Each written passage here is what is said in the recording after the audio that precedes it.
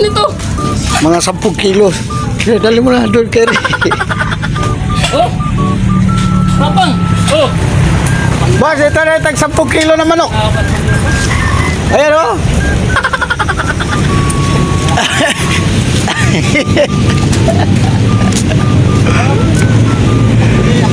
Dali mo, Bet. Katayin natin yan. Pwede natin talagyan ka ng papaya. Oo, pwede na. Ganda na. Hawakan mo, tamo ka. Di, itali mo. Tapon ito. Oh. Sintin siya niya. Kaya kulong yun muna. Kamo muna, untabol ako. So yun mga boss, hindi na namin pinatagal mga boss. Nagpakulo na agad ako ng tubig mga boss para matapos na to mga kaboss. At maluto na namin yung tinulang Bisaya mga kaboss. Kaya ito mga kaboss, masmasin natin to mga kaboss.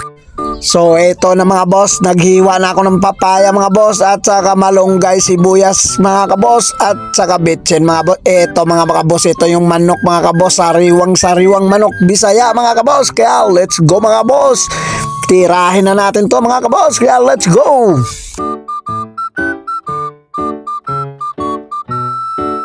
Ito mga kabos, yung tagaloto namin mga kabos na si Ambit mga kabos. Napakagaling magloto ng Bisaya nito mga kabos, kasi galing po siya ng Iloilo mga kabos. Bisaya siya mga kabos. So no mga kabos, anong masasabi mo sa kanya mga kabos? Sa Iloilo daw siya nang galing, pero Bisaya siya mga kabos. Kaya alam niya yung lutong Bisayang manok mga kabos, tinula sa Tagalog mga kabos. Kaya eto mga kabos, kasarap mga kabos, papaya with tanglad mga kabos, at manok Bisaya mga kabos. Wow mga kabos, nilagay na ang bitsin mga kabos. So ito na mga boss, malapit na maluto mga boss. Gutom na ako mga boss. Wala pa kaming almusal mga boss. Ito minamadali na nga niya mga boss, kasi nagugutom na daw yung boss nila mga boss. Kaya tignan mo naman mga boss, oh.